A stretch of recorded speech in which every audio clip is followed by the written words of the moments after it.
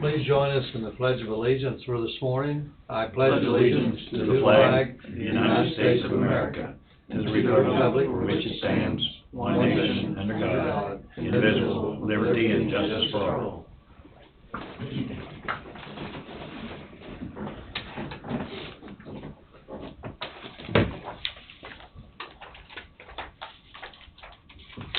Well, for those people that's going to be looking and listening to our audio and video Wave at them.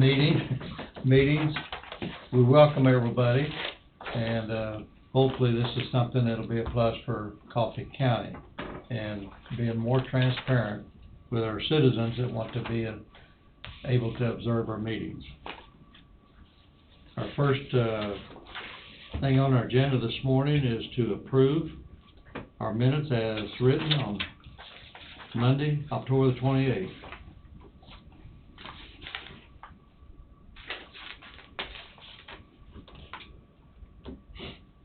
I'll move to approve the minutes. Cody has moved. Entertain a second. I'll second. Bob is second. Any discussion? If not, all in favor say aye. Aye. Opposed? Motion carried 4-0. We don't have anything under our consent agenda. We have nothing under our miscellaneous motions this morning. And so, right now, we're waiting on Wayne Blackburn from Road and Bridge to be here, and he's set up to be here at 9:05. Since we've got a couple minutes, I'll bring the commission up to date on Bill Fry's tire. The two tires that were Alliance tires, 10, 50, 50, 32, were delivered to the farm 10 days ago. Bill Fry went to mount these tires Wednesday of last week and discovered that they were 10 inches too narrow. Even though the middle two numbers are 50-50, they're only 40 inches. So with that happening, we had to go back and touch base with GCR, the tire company in Topeka, and the insurance representative in Wichita, Kansas, to give them an update. Also left a message on Bob's phone. You did? Yes. Sorry. Wednesday of last week. I'm sorry, I missed it. Wednesday of last week. I didn't hear, since there wasn't anything major, I didn't call you back, Bob. Okay. So to give everybody a very quick update, Bill touched base with a John Deere dealership in Wichita, who he's had some correspondence with before, and they suggested the tire that he would go to would be a Firestone, and I don't have that exact number written down in front of me right now. But it's a Firestone tire, and they quoted him a price of $7,700 per tire, where the original Alliance tire was $5,900 a tire. So we've got an increase of $1,800. With that being said, we touched base with GCR Tire Company in Topeka to see what they could come up price-wise for that same tire. And they have quoted a price to Bill on the phone and a price to me of $7,650. So I conveyed that message to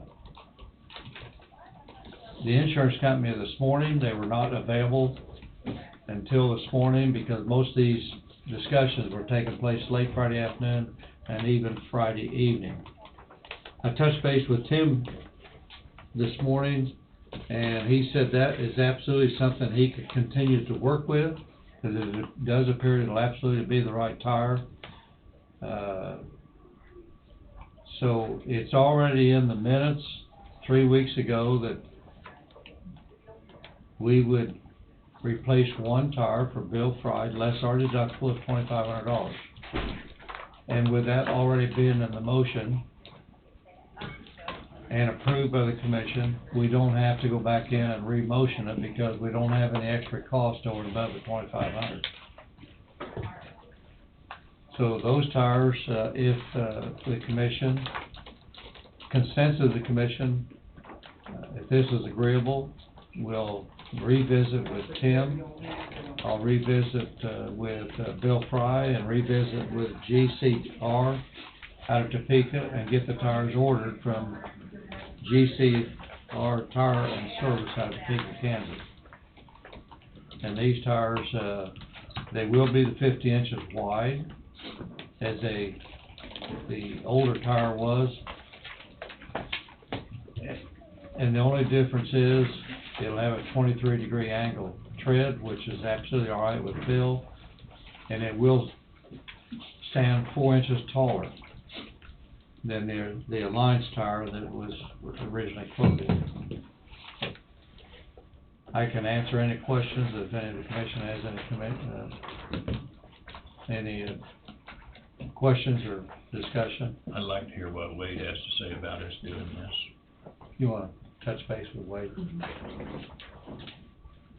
I don't think it's with us anymore. I know it's no more money out of our pocket. No, but it's the insurance company's decision and Bill's decision. Right. I don't think we should play any part of it. I don't think we do play any part of it. Yeah, I don't think we should even be involved in it now. I should have probably asked Wade to come in. I just visited with Wade, and Wade said since there's no extra money being funded by the commission, the vote that we took place 2 weeks ago takes care of everything. I don't think we need a consensus or anything then. Okay. I think we just. We're not buying the tire, the insurance company Right. is. I understand We're paying the that. insurance. I understand that, so. So I'll go ahead and make some telephone calls and get everything taken care of. We had a few minutes because we didn't have any agenda or motions. Just brought the commission up to date on the tire situation that I talked to you about, and it is fully documented in the minutes that we approved a week ago. So give the commission an update on it, and no other questions other than unless you have something you want to bring forward. It is documented in the minutes that we'll fund the deductible, the insurance will fund everything thereafter. I think that's all that needs to be stated. Okay. Okay, thank you, Wade, for stepping in right quick.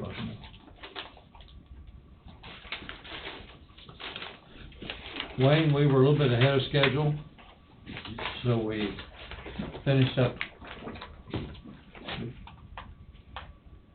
the Bill 5 combine tire, and it's all been taken care of. Okay, Welcome this morning, Wayne. good morning. Morning, Wayne. Good morning. The audio and video is You wanna turn on. around and wave to everybody on YouTube?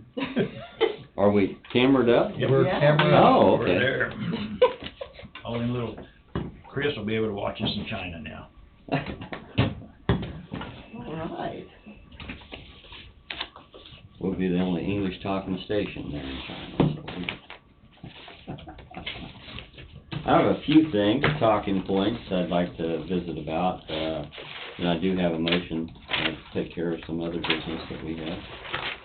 So, one of them will be, about the wind farm, there in Lyon County, there in, what they call the Redding Wind Farm. And, that one I did with Wade to go into executive session, since it will, eventually, have us enter into a contract or a road use agreement that we could discuss, a few topics onto it if you'd like. We'll go from here. Here's some special issue checks.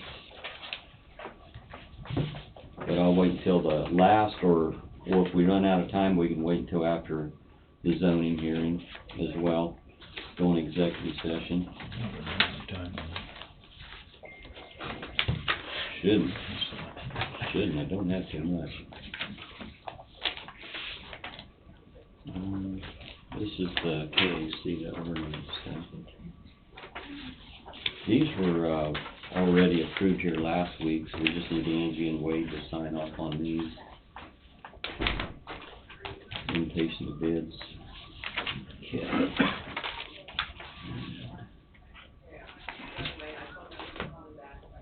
We did get our totals in. It was after, Thursday, and that would be for the landfill, so here's additional information. No road fronts, no zoning, and then the landfill, October monthly waste summary is in there. Then we just move right into the motion, and that would be the motion for the change order. It's a minimum amount of additional asphalt that was actually required to be able to finish the project, 8.94 tons, and they actually had given it to us at a lower rate with that. So the increase would be $845.72 to the original contract that was initially approved at $378,742. So that would be a total of $379,587.72 to Bettis Asphalt, if you approve this motion. Okay, Wayne's got motion 2019-34. Based on the recommendation of the county engineer, move to approve the change order number 1 for A1905-C hot mix asphalt HMA patching project, approximately 4.5 miles of 1-inch hot mix, 26-foot wide overlay at the various locations on Reaper Lane, South Leroy, for additional HMA quantity of 8.94 tons required to fill wheel running, as to complete the project for a total net increase of $845.72 to the contract. Entertain a motion. It's in my area, I'll go ahead and so move. Entertain a second. I'll second. Cody a second, any discussion? If not, all in favor say aye. Aye. Opposed, motion carried 4-0. Okay, thank you. Did turn out, I thought, a very nice project for us, so. Construction zone hasn't changed too much, as you know. Here last week, we went out, I believe it was Thursday morning, and so we did have a little snow, ice on the roads, and so we went out and treated that morning, and then later that morning, the sun did come out and take care of the rest of it for us, and so we had 4 trucks out here last week. Bridge crew are doing as we can with the weather, road crossing, crossroad pipe replacement, 27th Road, Blackbird, 11th Lane, ditching and entrance pipes. Anyhow, broke down, just to put that in there, construction zone. And then we're working on entrances countywide. We also have too, as we looked at 16th Road down there at Trefoil, going back to the east, and we're going to be bringing up that edge drop off there on 16th Roads a little more than what we'd like for safety, so we're going to try to bring that edge back up and lower that drop off just a little bit. Assistant fleet tree removal, entrance pipes, guardrail repair over on 22nd Road. And what we're needing to do there is basically the embankment on 22nd Road. As we add the new guardrail design does require more shoulder than what the original road was. The original road is at.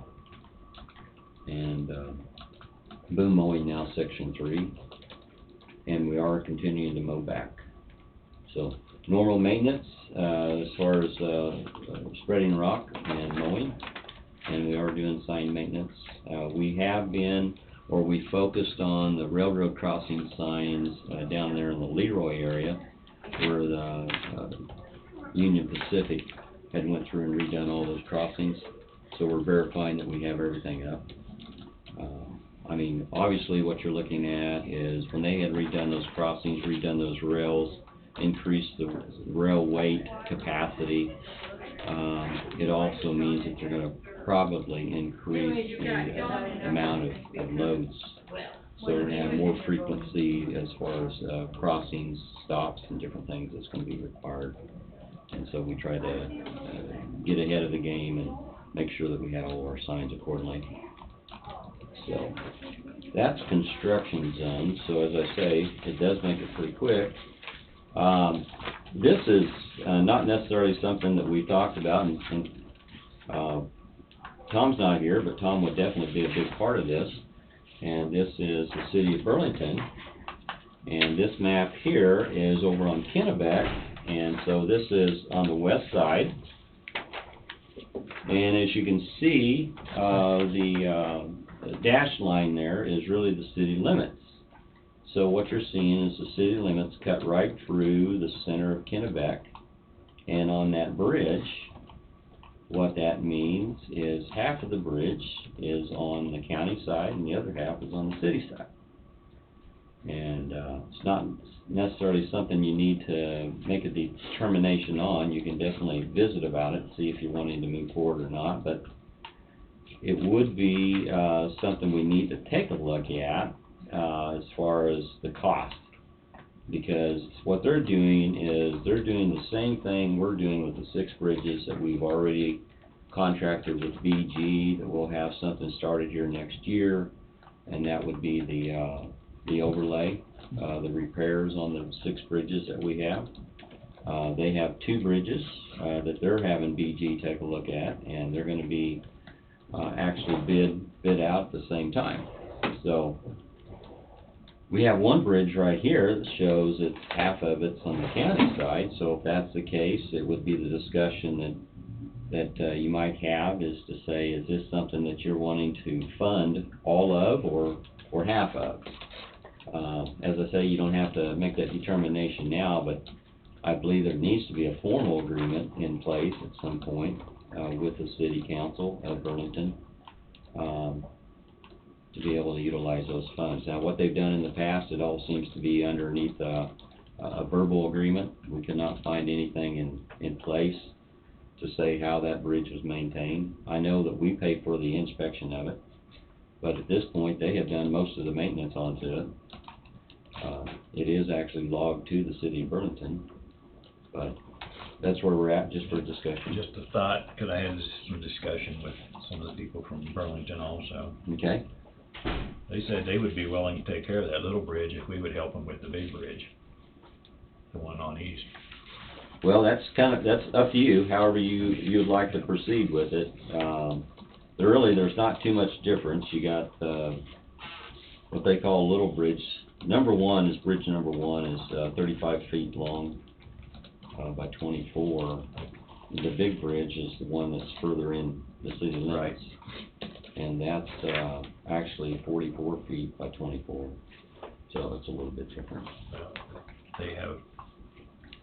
There's some people in Burlington who keep saying that big bridge is the connecting link, and it's county's responsibility, but I doubt whether that really is true or not, but something you might want to talk to maybe Mark or somebody about. Well, if they do the small one, we might be able to help them with the big one. Ultimately, it'll still be an agreement that you would have as far as the funding. So mine is bringing it up. I think there needs to be some additional discussion and how you'd want to do it, and then we'll just enter into some type of an agreement with the City of Burlington to make that work. If you're wanting to say we take care of bridge number 2 versus bridge number 1, that would be just something we'd write in the agreement. But at that point too, what you're going to have is we should have the estimated cost from EG. Not to say it's going to be exactly that amount, because once they come in and actually start removing the asphalt or doing the chipping on the bridge, it may be worse than it actually is. So you may have more costs associated with it. But the ground penetrating radar actually, for bridge number 1, you can see here, the one that's the worst is actually bridge number 1, and that's the one that's halfway in the county. And the darker reds mean basically there's less density. That's what they told me at first, and then they told me no, that those pictures were mixed up. That actually is the small one, that's the big one. said the big one was actually worse, because at first they told me the small bridge was worse than the big one, then they got to looking at it and talking about it. That bridge there is over This 40 is the feet 40 long. feet. They may have that wrong on that. Must be. And then they told me, that's when they came back and said, hey, we'll do the little one if you guys will help us with the big one. I'd say that's right. This one here should have been bridge number 2. So I think they have them mixed up. Yeah, Echo does. That one bridge got a lot of red on it, doesn't it? Yeah, It does. And that one, they said, that was no big deal there for them. But this one Yeah. has asphalt onto it right Uh-huh. now. I think that what you're gonna find is, yes, that's correct, Bob. The worst one would be number 2 with that. What they have on bridge number 1 is actually that's an asphalt overlay. And so even though this may not show basically lots of density of the material, once you remove that asphalt, that overlay could be fairly soft on that concrete. So you could be put down in the rebar. You just don't know until you get there. This one here would definitely show that you have more structural issues. Could be a whole deck replacement or a whole bridge replacement. Definitely have some problems, and there's gonna be some costs associated with it, but, however you'd like to do it, but have that discussion, as you're giving this to basically, how would you like to make those agreements, or how you'd like to make that agreement with the city of Burlington to pay for that cost, to assist with that cost? What's your estimated cost in BG? We don't have that number Okay. yet for them, yeah. What they're gonna do is they're gonna take those echo drawings, and especially on the asphalt one, they're gonna take that echo drawing on the asphalt and then just estimate where the patching would be at. And, on the other one, you also, well, the other thing, what we don't have is we don't have the cores. This would be the, calcium ion cores that shows us basically what the, how deep that corrosion could actually be, like they had done on ours. They've done it on these as well, but we just don't have those, we don't have that report yet. So what you're looking at there, Don, is say that those cores now show, the bridge to be far worse than what the echo does, then what you're gonna look at is the recommendation. Once he goes beyond a certain point, his recommendation would be probably, I mean, I hate to make that statement here at this point, but it could be a whole deck replacement, but without those cores, we only have half the picture. That's the reason why we done everything that we done, is you put those cores in there, then you actually see what the concrete is doing. You do the ground penetrating radar to determine the density of it, but that doesn't tell you basically the condition or the rusting that's occurring. So you're given only half a picture of that evaluation, but after it's all done, and BG has the numbers, then they'll also have the recommendation. That would probably be the time to have that discussion, is to see what BG's recommendation would be and costs associated with both of those bridges. And then the county can enter into an agreement of either X amount of funds or something in that nature, towards that project of those 2 bridges. And that could be something that you can do, so. Has Burlington set aside any infrastructure money to work on those 2 bridges at this time, or do you know? I think they have a little bit for the big bridge, but probably not near enough. I think right now we probably just need to do some more discovery, then make a decision as we get the information we need. I believe so too. Let's wait until BG comes back with some numbers. And then what we can do is enter into an agreement of funds available for the repair of those 2 bridges. And then that way, we're not taking ownership of the interior bridge, but we're actually taking ownership as far as helping with the cost. Could be an approach. Just so you will know, Don, this small bridge, Yes. half of it's in my district and half of it's in Tom's district. So, but future discussion, if you don't mind, we'll have that one. Okay, with that, I don't know, Wade, if Wade's available, we could go into, if we have time, or we don't have time. How long do you need? We got about 5 minutes. Probably be longer than that, so let's wait. Yeah. do you have any questions on, for me? How we doing on mowing? Are we pretty well getting it wrapped up? We're getting closer. I definitely say the weather's helping us, and this week ought to help quite a bit. And so mowing back right now is our objective. We didn't get much mowing, on the gravel roads this year, so we're trying to get all of that back. Let's get back on it, that's all. Yep, that's all we need. All good? All right.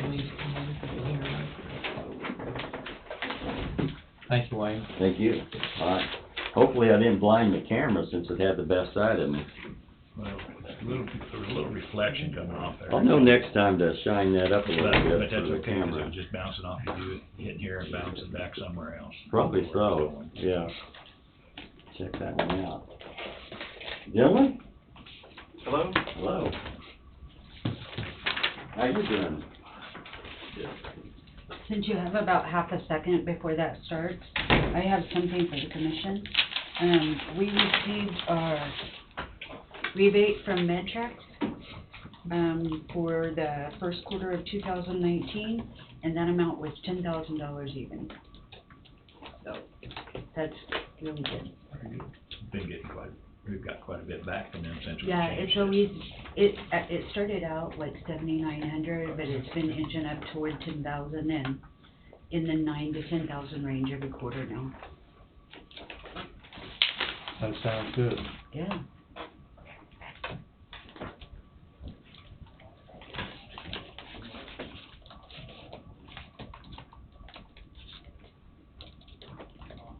Heidi, we're about 3 or 4 minutes away from having you on the agenda. Item number, do you have an item number that this will be assigned? Okay, if I come up there. Sure, come on up. We just won't start. Right. I don't know how many item numbers you guys have already had in front of me. That would be however many you guys have already had in front of me. So, basically she's saying we're gonna be number 3. 3. 3. I didn't realize that it was based on how much of the agenda we Yes, had ahead it's of based you. on your guys' agenda. So normally, on the planning board meeting, I already knew that, but your guys' I don't know how many you guys have in front of me, so. Pass it down for me.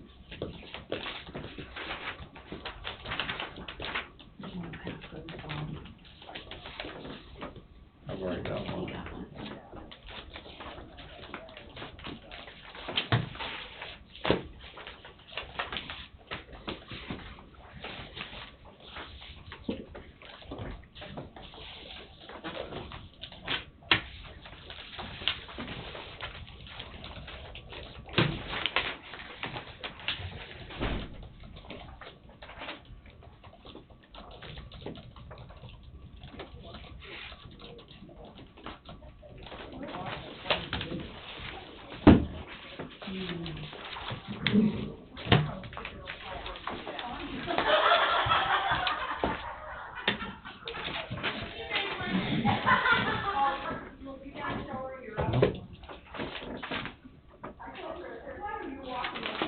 I don't see a second on that motion.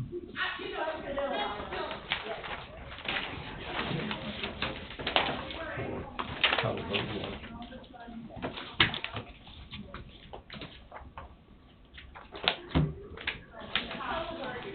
Yeah. Last second. It did get seconded, I just left out. Last second on it was 7. Yeah.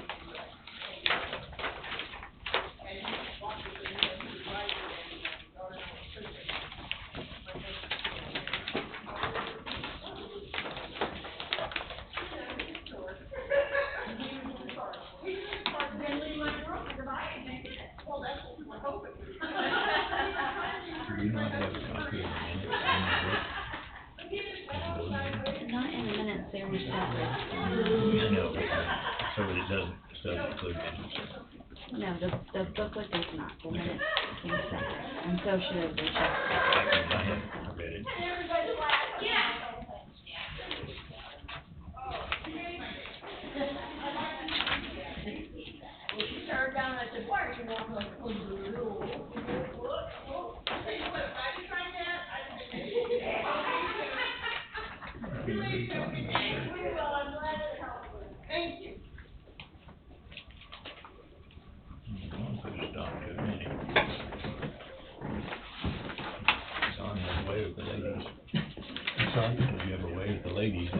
Write them down. I just marked it, write them down.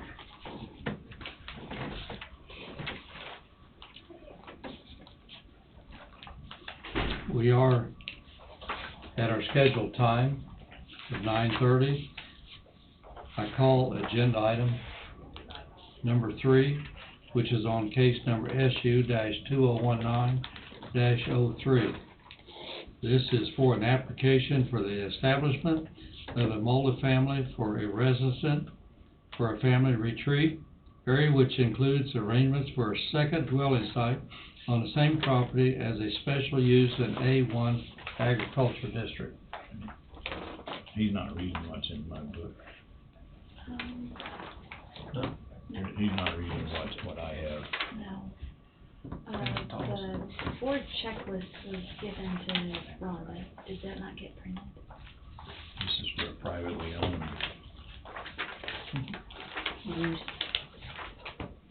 Here's the checklist in the book. It's in here. Oh, okay. That's the, planning board's checklist.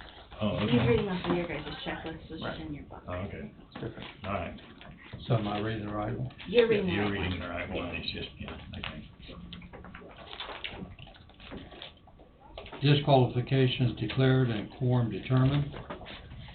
Before we proceed, I'll ask the board members if any of them intend to disqualify themselves from discussing and voting on this case because they have conflict of interest or a particular bias on this matter.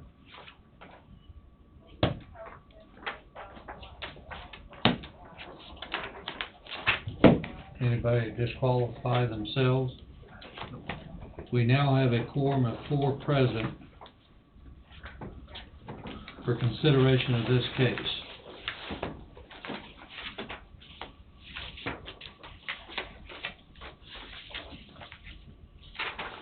I have a question now. Yes, but How can the planning board minutes say it's for a privately owned and ours says it's for a multifamily? I can go and talk about that now if you'd like, or I can expand in my report. But what happened was the applicant applied for everything that's on the special use checklist for the planning board. And when we got there, they needed to summarize which activity they wanted to do. Okay. So on your guys' checklist, that was what they wanted to do. Okay, there was a difference in what we were, I just was curious. there's some differences, yeah. Has the county clerk received any protest petitions on this case? No.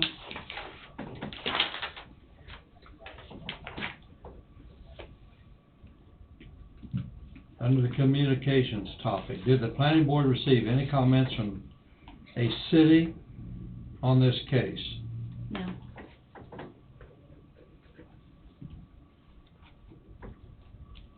Summary of the hearing. I now ask the board members if they have all received copies of the unapproved minutes of the planning board for October 16, 2019, which summarizes the hearing on this case. Yes. Yes. Yes.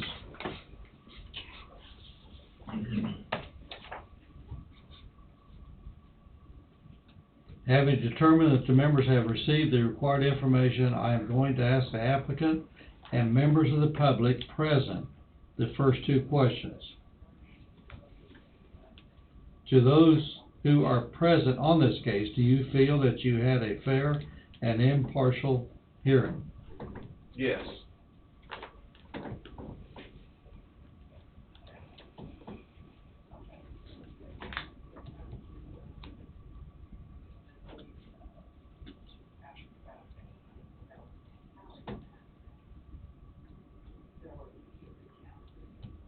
I can just go on down to the zoning administrator's report. I don't know how crucial it is to say the next statement in between or not. This one, I don't know how crucial that is. I don't think it's very crucial. The board may also want to direct questions to the applicant, the staff, or other persons present. Any questions? Under the zoning administrator report, I now call on our zoning administrator, Heidi Harris, to provide us with a report on the case and recommendations of the planning board. I'm gonna go into the booklet that the board had that I prepared, and start with the zoning administrator's tab, and we'll work our way through the case that way.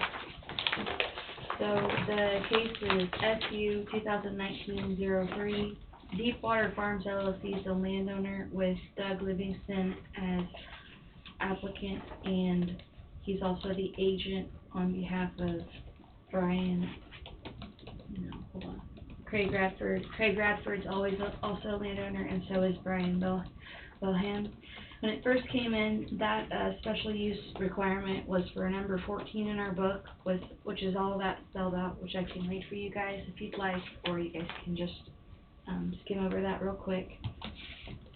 Application was filed on September 4th. Official notices and sent property owners. Official notice was September 12th, sent to property owners on September 11th. Location is at 1980 Treefold Road, Waverly, Kansas. It's 234.3 acres. I'm going to be referencing the map on the next page when I do the next part, so if you want to go to the map as I read the adjacent zoning and land use. To the north of the property, it's zoned A1 Agricultural District. You've got native grass, agricultural land. You can see a wind farm turbine, one home site, and 20th Road. To the south is zoned A1 Agricultural District, native grass, tame grass, agricultural land, and one home site. To the east is zoned A1 Agricultural District, native grass, tame grass, agricultural land, two home sites, and Treefoil Road. To the west is zoned A1 Agricultural District, native grass, and cultural land. The remainder of my report, The remainder of my report is what was given at the planning board. The background information is there. I can read it if you guys would like me to. So that was what I gave the board. And then the factors and findings, the following ones are what the board decided on for the case for the next couple of pages.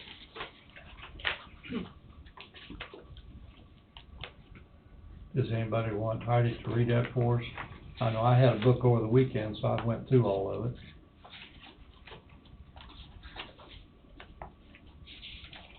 The other thing to say is during the case, they went ahead and they determined which use they were going to be using in front of the board, and that use was the multifamily for residents for a family retreat area, which includes arrangements for a second dwelling site on the same property. They did place 4 conditions on the case, which are on page 4 of the report. That's what they would like to, that would be on the resolution if you guys did to approval. They recommended approval of 7-0 vote. The remainder of it, the booklet is correspondence, the notices, then you got your maps, and then the application. So if you guys would like me to expand on any of those, I can, or they're right here in the book. Does anybody want Heidi to expand on any information? No, I was at the meeting, so I'm fine. Okay. The only other thing to say was there was one landowner there that did speak, but she was just wanting to know what was going to go on since there was a lot published in the paper on the official first notice. So hers was just for more clarification on what they were actually doing. So, and that was it from the planning board.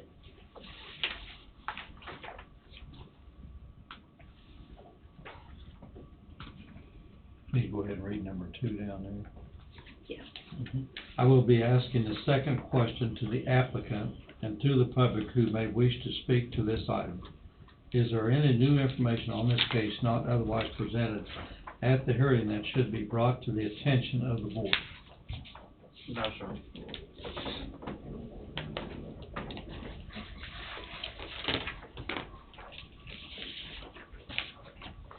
Under the applicant's response, does the applicant wish to present any new information? No. Are there any questions to the applicant from the board members?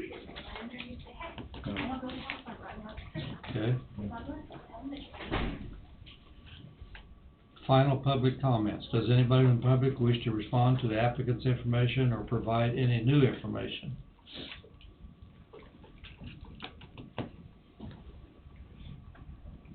Okay, under the board deliberations.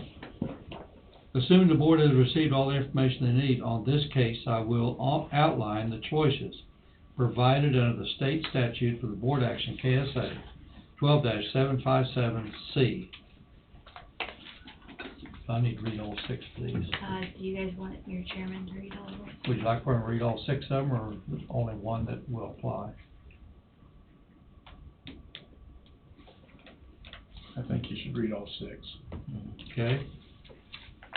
By a majority vote, move to adopt the findings and factors of the recommendation of the planning board on case number SU 2019-03 and approve the resolution number 849. 849. 849.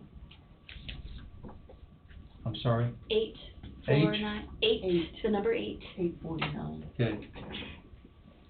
Item number 2, by a majority vote, move to adopt the findings and factors recommendation of the planning board to disapprove case number SU 2019-3. Number 3, by a 2/3 majority vote, move to override the planning board's recommendation. Approve case number SU 2019-03. Describe in detail the findings and factors supporting the motion. Attach conditions, if any, and approve resolution 849. Number 4, by a 2/3 majority vote, move to override the planning board's recommendation, disapprove case number SU 2019-03, and describe in detail the findings and factors supporting the motion. Number 5, by a majority vote, return the recommendation to the planning board on case number SU 2019-03 for further consideration at its next regular meeting with a statement specifying the basis for the board's concern, whether to approve or disapprove the recommendation. Number 6, by a majority vote, move to table case number SU 2019-03 until date 2019 at a.m. in this same meeting room for more information and study in regard to.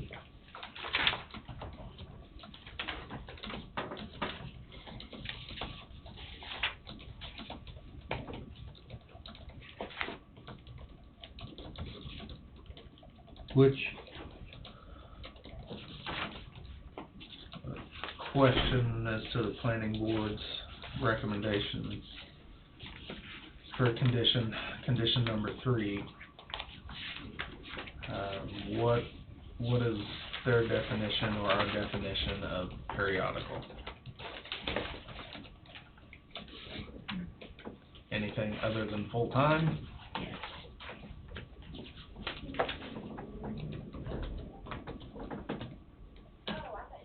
They told us that they weren't gonna stay there full-time, so we wanted to put in something that says that to that effect, and that's the word they used. Any other questions? Ask for a motion. I move to approve the planning board's decision. Fred has moved to approve the findings of the planning board commission. Entertain a second. I'll second. Cody is second. Any other discussion? If not, all in favor say aye. Aye. Opposed? Motion carried 4-0.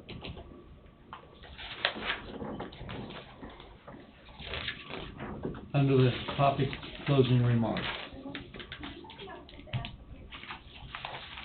Persons agreed to the final decision of the board on this matter have 30 days after the effect resolution is published within which to appeal to district court.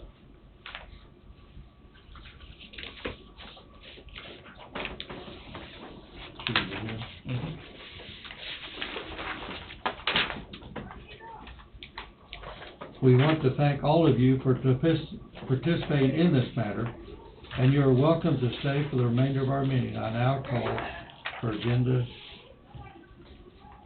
item number 849. Number four. Number 4? Yeah. Okay, I'm sorry. I now call for the agenda item number 4.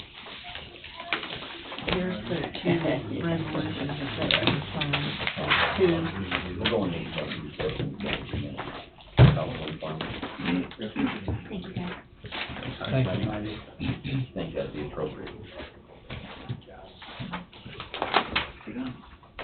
Thanks, everybody, appreciate it. Okay. If not, then that's fine. Guidance. Coffee 3. I'm just having general discussion before working. So no executive? Anyway, Okay. But Heidi, there's do you want these? Okay. Does anyone want to turn in their vote? Who moves?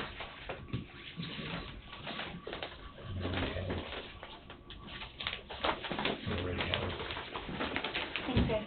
Thank you. Thanks, Heidi.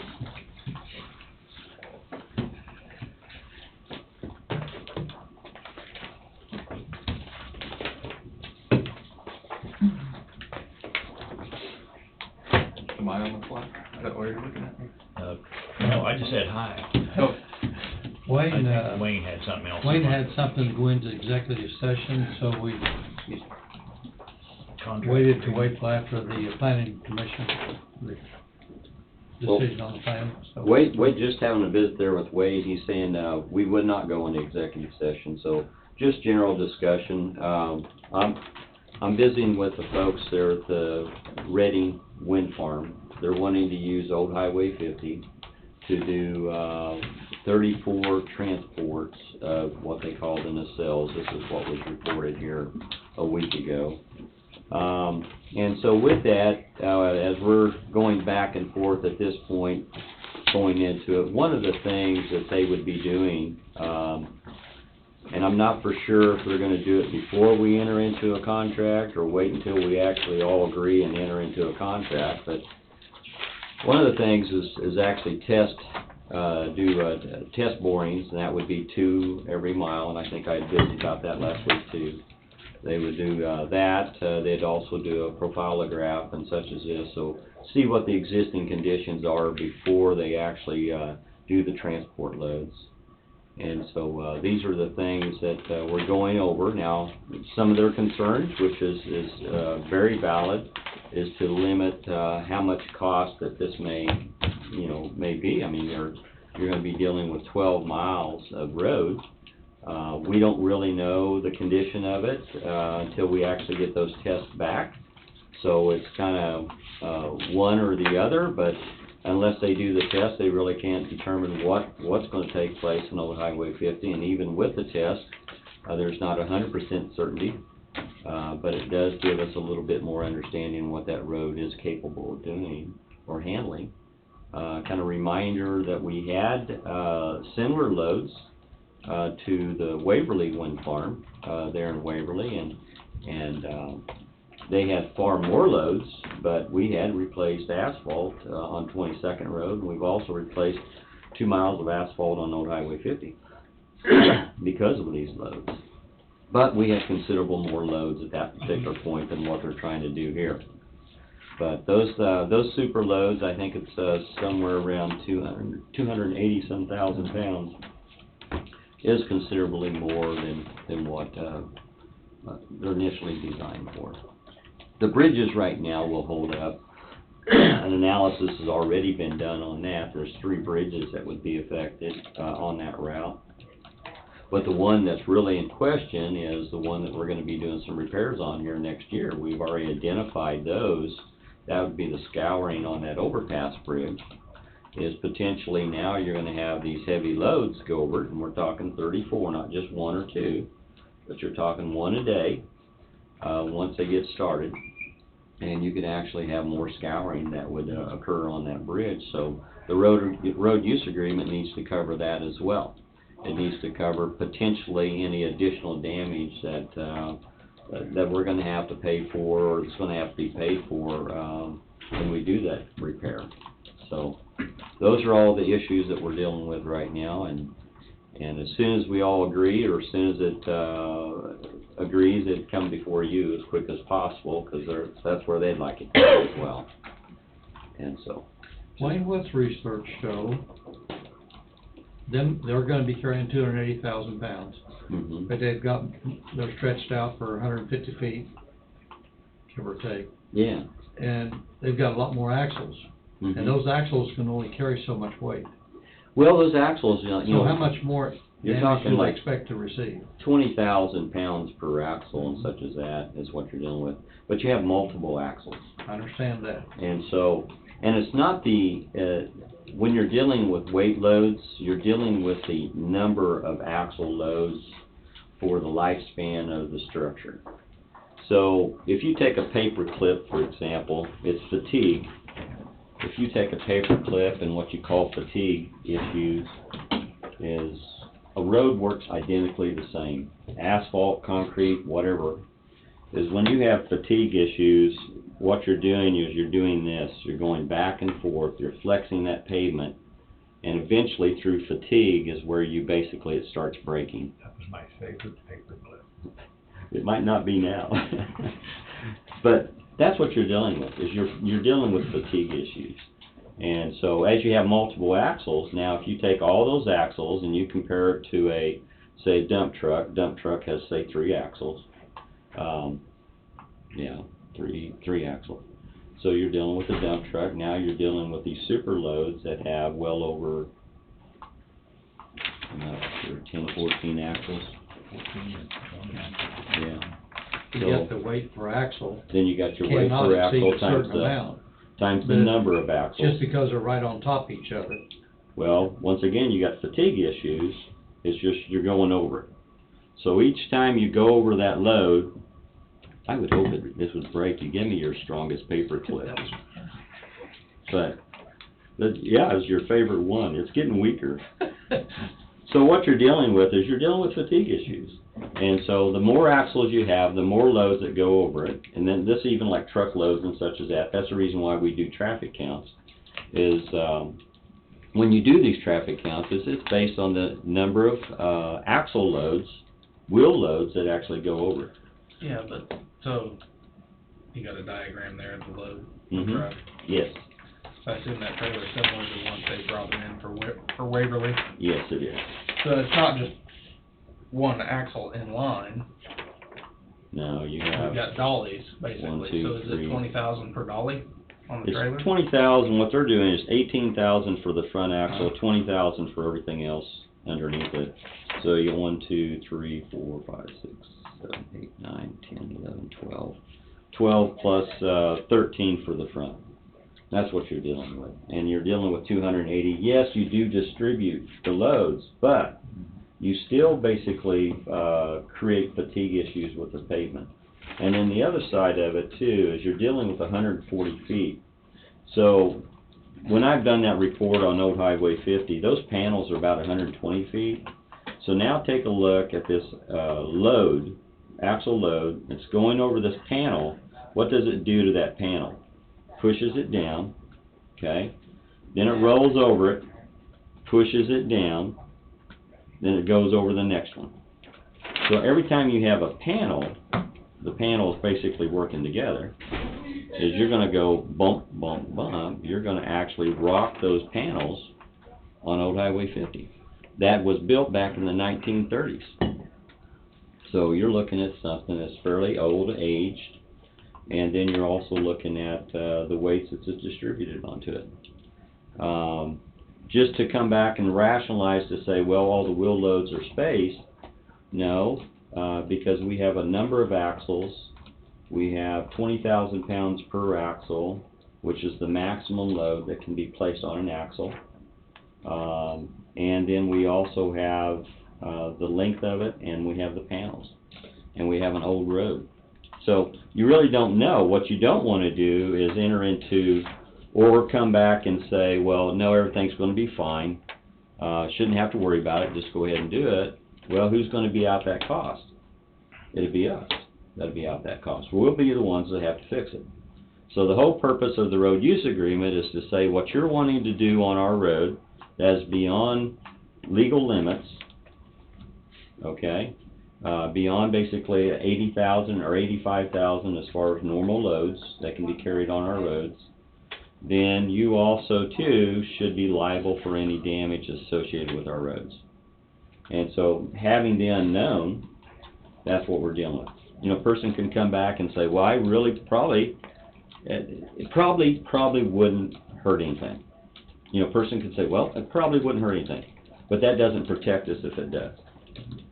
And that's the idea, is to have that in place to protect our interest, because that's the only thing that we're getting is to make sure that we have a road use agreement. And at this point, the only thing that's of value at this time is actually the testing of the roads. That's the only thing that has any value. And even at that, the core testing is somewhere around $10,000 for 12 miles for the most part. So it's minimum at this point for asking them to do that first testing.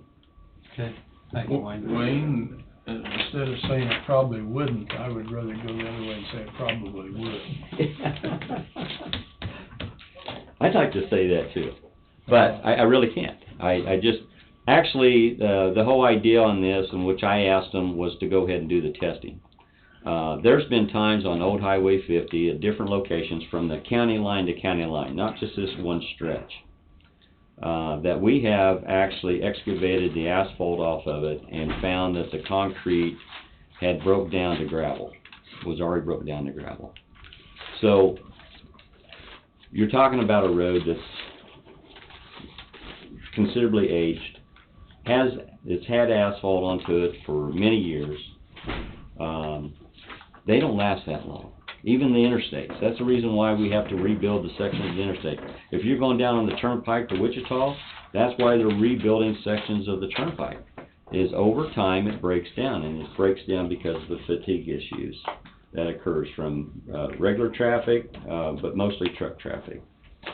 A car can pretty much run on a pavement like that many years. But once you start putting truckloads onto it, then you're going to start breaking down the pavement, the structure. So we don't know, but I'm going to do everything I can. I'm trying to work with them every way I can to make this work. But it's going to have to be them also coming back to the table and say that we will be accountable for the cost, or whatever that cost may be, to any damage that may be associated with it.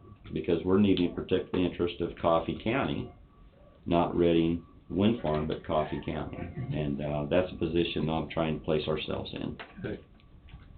So, we maybe we don't want to discuss it, but we, you know, you and I discussed the fact of usage. Yeah, that's there is basically a user fee that can be charged on those loads. It's something that we did have in place for the Waverly Wind Farm, but what we had done there is, since we had a pilot program, we were actually getting compensated on some of that. This one here, it'd be still left to you to add, keep, or subtract if and when we get there. So at this point, I'd say that discussion would be, once we get that contract to you, you could, anything that you like or don't like, you'll still have that option to line out, you know, those type of things that's in there. You know, we could sure do that too. Okay. So. We can review the contract and make a decision at that time then. Unfortunately, though, it won't. I mean, once we get it, it'll be going through. Wade and I approve it, and then give you basically the details of it. But you definitely have some options to make changes. But they have been kind of going back and forth. This continues to stretch out a little bit. Their timeline, I'm not real certain. I thought initially it was they were needing to move towards the end of November, and then I heard again that they're needing to move the first part of December. So I'm not real certain what their actually drop dead timeline is, but they won't be able to move anything until actually it has been approved by the commission to agree to that agreement. So we do have a meeting for Thursday night, change subject just a little bit, and that would be Countywide Planning. So, that's at 7 o'clock. I did call each one of the city clerks. Here last week, we had about 3 of them that responded to the initial survey, and then I went ahead and called the rest of them and made sure that they knew that they were invited. There's, keep in mind what we're doing on this is I will provide the presentation of the 3 consultants that came that one night and go over that again. But what I'm seeing here is, one is the commission has already approved by motion to pay up to, I believe, $60,000 for the consultant fee for planning. And so one is we already have that out of our way, but the question that we're wanting to ask is with the cities that's there, and I can't guarantee that they're all going to be there. You know, they may not bring their whole city council, but at least there will be members representing. But one of the things that, if I recall, is you're wanting to make sure that the cities are all on board to go ahead and move forward. And then number 2 would be to pick which consultant that you would all agree with that best meets our needs. And then 3 would be to agree on the process of how this planning input will take place, how this contract that we would have with this consultant would be put together. And so these are the 3 things that we're trying to discover right now on Thursday night. And then after that, what we would see is that you would enter into a contract with a consultant that you choose, and then start that process. And so that would be the next phase, and that would be a phase that you would be directly part of. Is that meeting planned for downstairs? Yes, sir. Yeah, I've already visited with Angie, so, or her staff, and they will have that meeting available. Angie, I believe, was getting that in the paper, so it will be, and correct me if I'm wrong on that one, Wade, but I believe it will be basically a public meeting that's allowing you to make a motion, if you choose, on the consultant, if you want to move forward on that one. But however Wade would advise you there, or you can wait until later, however you want to do it. Personally, I would look at this as just an informational meeting. I'd see no action to be taken on at this meeting, but because I think That would be fine. good information is but something we need to dwell on a little bit before we make those decisions, so Okay. I don't. But I had visited with some of the cities, and they were not necessarily, they may not all be there. There may be just 1 or 2 representatives. There's gonna be some new council members, commission, or city members, But, then, because the election's tomorrow. but, So so there might be a change in some of those, and I know that. just to think that we're gonna get every city and every city council and mayor, just gonna let you know, it's probably not gonna be there. But hopefully each council will send 2 or 3 representatives. That's our hope as well. Yeah. Okay, Okay. all right. Thank you. Thank you, Wayne. We are time for a break. Wade, do you know about how much time you're gonna be needing, or? Total? Probably need a break. Okay, we'll take a quick break. We can get Wendy. I don't know about Wendy. Informative is what I call it. Go ahead, Bob. I was catching Wade here. 7 o'clock, or a little bit after. In the morning. You want? Okay. Mark, how you doing? Good, how are you? Oh, wonderful.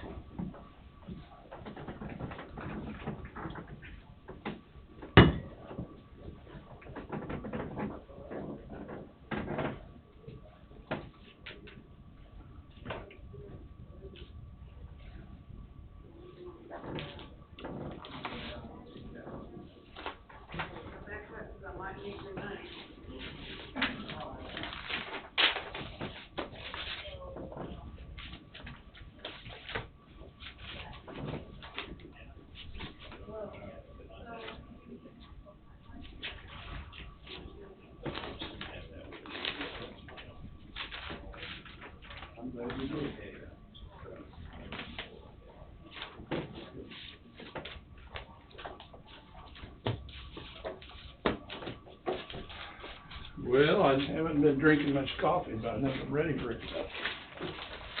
Well, give me your cup. I will get you coffee. Are you gonna do I it? can, yeah, I'm gonna stick my finger in and sweeten it up. Oh, you might as well. That might make it pretty sour pretty quick, Fred. Hey. That is true. You never know. I'm not gonna find out because it's probably hot. Thank you. Yes, sir. There you go.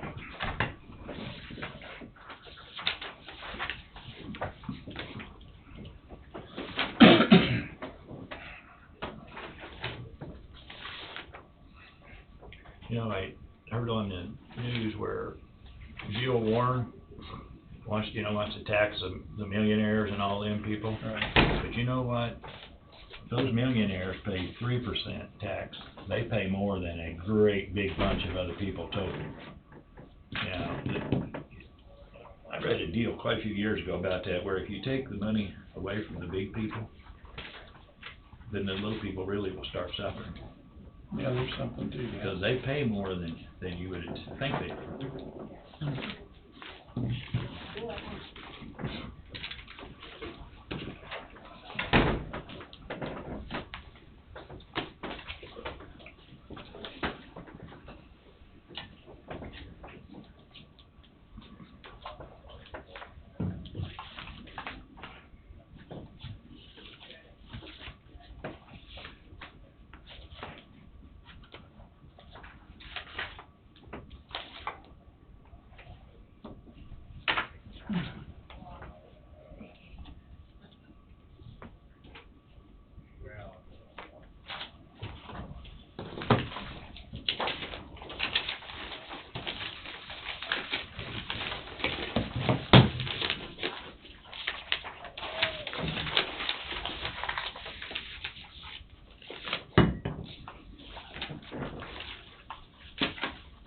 Wait for sure to come out back something.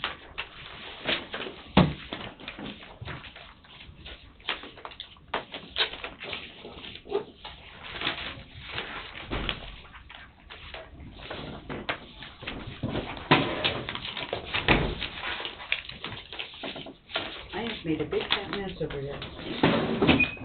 Easy to do.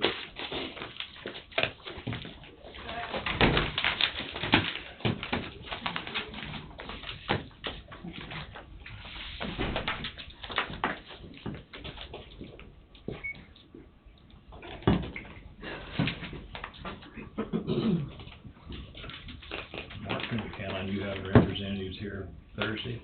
I hope so. I plan on being here. They both said they were gonna send it to you. And Liz Osford, the new mayor, I'm pretty big is planning on.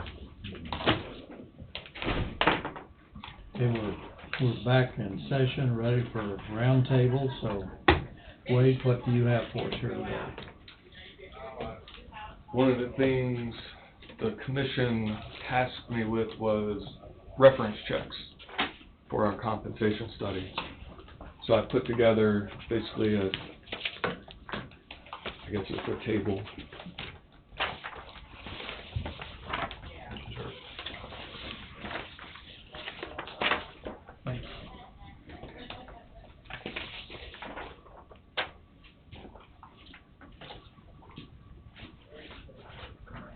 So in all, I contacted Riley County, Geary County, Reno County, Marion County, Pottawatomie County, Butler County, Franklin County. I'm not sure if there's any more you want me to contact, but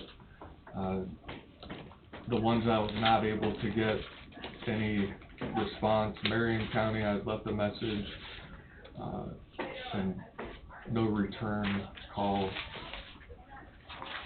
to date, and that was for McGrath. Austin Peters wasn't listed as a reference. Pottawatomie County, I did speak with the county councilor. Austin Peters was used prior to that county councilor, and they were going to inquire within to see if they had any input to provide. I've not heard anything back. McGrath was not listed as a reference. The county that provided the most information, or I guess not the most, the information in reference to both McGrath and Austin Peters was Riley County. They had used Austin Peters prior to 2008, and in essence, for whatever reason, that relationship they couldn't recommend, and they suggested that it might have been due to something to do with the interaction between the board and Austin Peters, and it may not be, they may have just went a different direction, not due to Austin Peters, the dynamics of that relationship at the time. Since then, Riley County's been with McGrath, and I think the information provided there is they conducted a full study, 2009, Riley County that is, in 2017 an EMS study. Some of the wording they used with me, they gave them a satisfactory review. They updated their job description, reviewed internal equity and pay, compared the county pay to the market pay, and remained the resource used by Riley County to present time. Geary County, and I know both McGrath and Austin Peters had a tie to Geary County. The individual I spoke with in Geary County wasn't able to make any statements on Austin Peters, as when they used Austin Peters, it was pre 2014, and if I remember right, they weren't in that position, so they couldn't comment. But they did do a 2014 market update for the county, in which they used McGrath. One of the companies that bid on that project was Austin Peters, but Austin Peters was not who they ultimately selected. Geary County indicated McGrath, competent firm, did a good job with relevant comparisons, discovered the starting wages weren't in line with the market. One of the things that was mentioned, they used 41 competitors in their search, which is, that's pretty significant.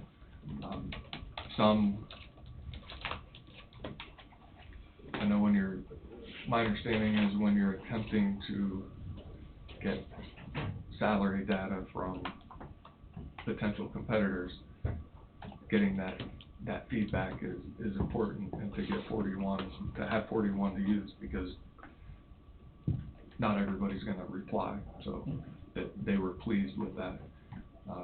In discussing with Geary County some of their competitors, which in my discussions I talked about, we have a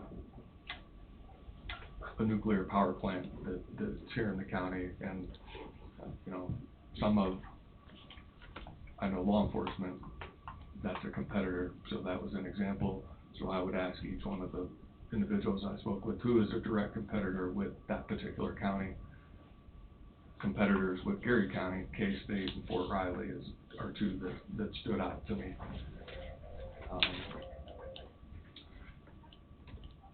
Also noted, you'll see corrections officers, they indicated, are difficult to retain, and I think that's not just a phenomenon local there. And they had built a new jail in 2012, I'm sorry, with approximately 120 inmate capacity. So that's in essence the Geary County. Reno County, they have no experience with Austin Peters, so no comment. They continue to use McGrath to date, from 2008 to 2015. 2015, they had a compensation study, in quotes, that I wrote down, a positive experience, impressed that those who conduct or put together the information stand up to department heads when needed, so there's not any, if there's going to be pushback, they're willing to stand up for whatever it is they're pushing, and I don't know the particulars on that. Their compensation study resulted in significant changes to the pay scale and overall revisions. One of the concerns noted was not having advance warning or not realizing ahead of time there'd be an impact when employees went to step one, and whether their pay was increased, and then they started out at step one, and how that would impact. I don't exactly remember, but that was the concern that noted. The maintenance plan I talked about, because that's something that was brought to us during the presentations. Reno County indicated they used the maintenance plan, and now, even several years later, they can still contact McGrath, who will review whatever it is they have, and then provide them a placement within their pay scale. Say, for example, a new position, and they'll charge a minimal fee, which they indicated may be around $150. The study for Reno County by McGrath included replacement, revision of job descriptions. There's a compression analysis for public safety. And if I wrote it down right, their current pay structure may have a 1% COLA and 3% steps, but that may not be exactly right. And they provided me a copy of their executive summary, provided by McGrath. If you want to see it, I handed out, it's 33 pages long, but what it also has is, talks about the wellness, talks about it talks about a little bit of everything, but it also has a sample recommended salary structure, or salary schedule, and it goes through from basically every employee within the county. So if you want to see that, I've got it. And that covers Reno. I already indicated Marion, Potawatomi.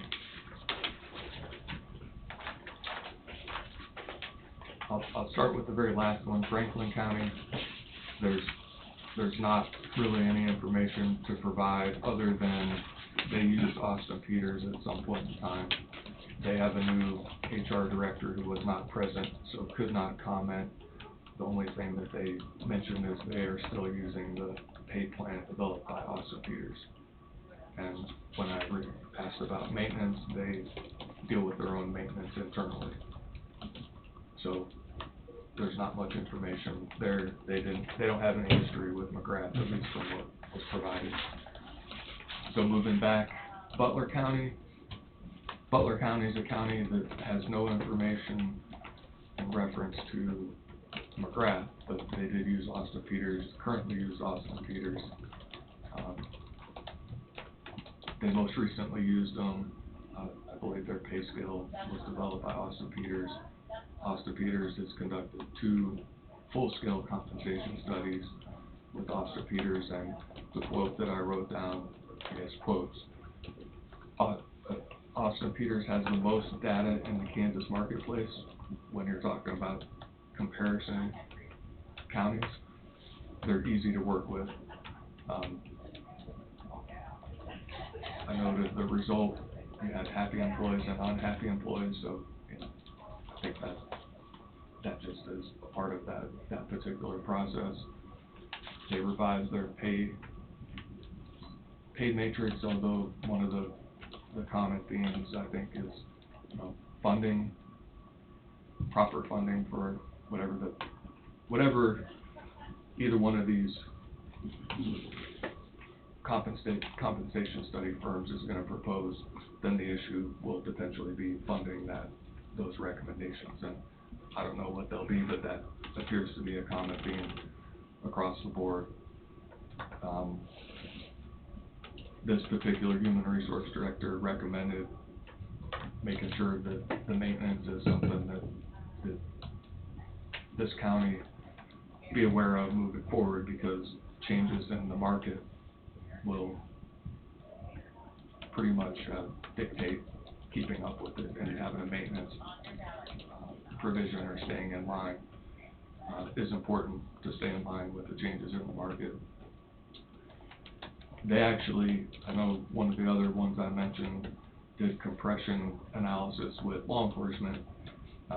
Butler County did a compression analysis with long-term employees, and I think because they had topped out and figured out how to deal with, you know, you've been here so many years, so I found that interesting and made note of it, because maybe there's a compression analysis that would occur here. It seems like we may have a similar situation. Some of the example competitors for employees in Butler County, the aircraft industry, Raytheon, if I wrote it down right, Sedgwick County, and then plant security type jobs. Noted their jail was built in 2003, and they had received, when they did their compensation study, put out proposals, Austin Peters, McGrath, and Gallagher. So they chose Austin Peters. Those are the counties that I contacted. They were on the list that was provided to me. I kind of deviated, went out a little bit, because some of who I contacted either didn't provide any feedback, or they didn't have any information to provide. So I can reach out and contact more if that's what you would like, but those are the counties I contacted and the information I have for the board. And if you have any specific questions, I tried to cover as much ground as I could, tried to be consistent with the questions that I asked of each individual I spoke with. Sometimes what they provided to me sort of directed where I would go. Some had more, some had less.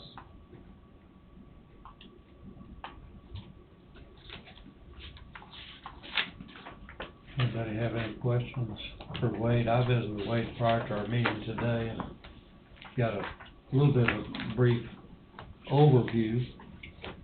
And, you know, it looks to me like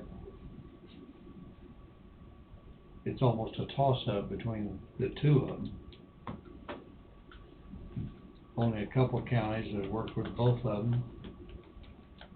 So not all the counties that have worked with both, so it's hard to get a comparison, so you got to break that down. My understanding, Austin Peters, you know, was looking at 4 months for a time frame to complete,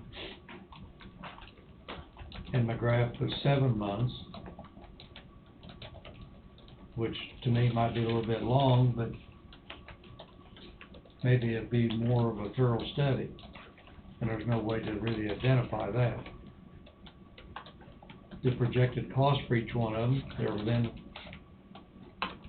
approximately $5,000 of each one. What was McGrath's?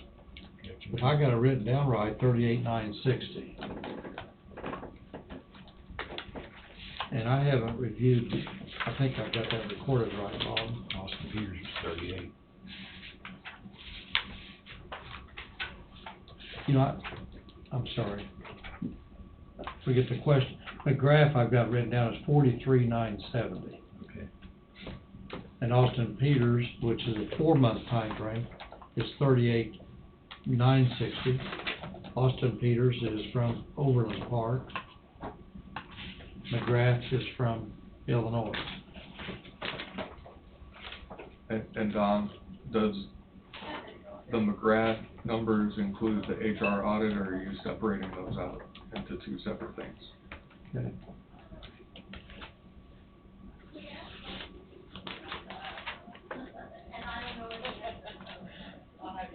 Your big packet from McGrath. I'm sorry? Your big packet from McGrath, the original RFP. You got it there?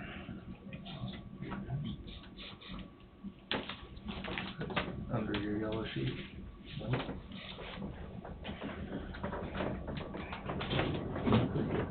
Used to include the audit.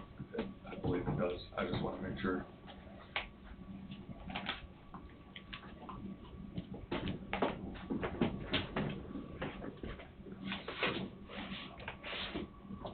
I think I have all these. I've got, so for McGrath, the compensation study by itself is 19,875, job description updates 10,250.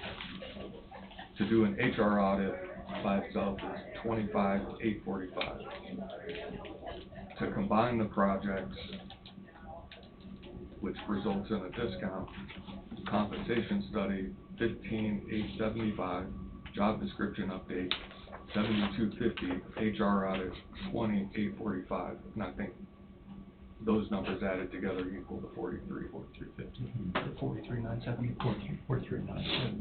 Yeah. Well, if that's the case, it sounds to me like the draft is really wanting to spend a whole lot more time doing HR audits than they are doing our wages compensation and stuff that we're asking for. I mean, they're left out half the price.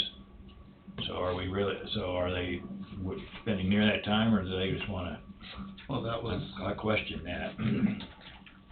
when, and I forget her name there, when, she was here for the presentation, she said that was basically because about half of the legwork overlapped between the two, the HR study and the compensation. That's what savings was. Because if you did them separate, you'd be doing the same thing twice for a lot of it.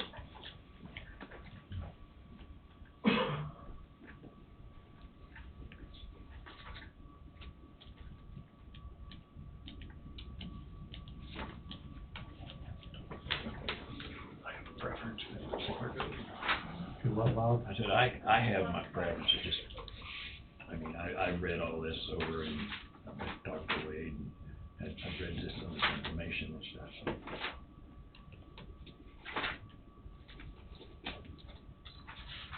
My thought on this, you know, we could ask Wade to do more investigating, do more discovery. Probably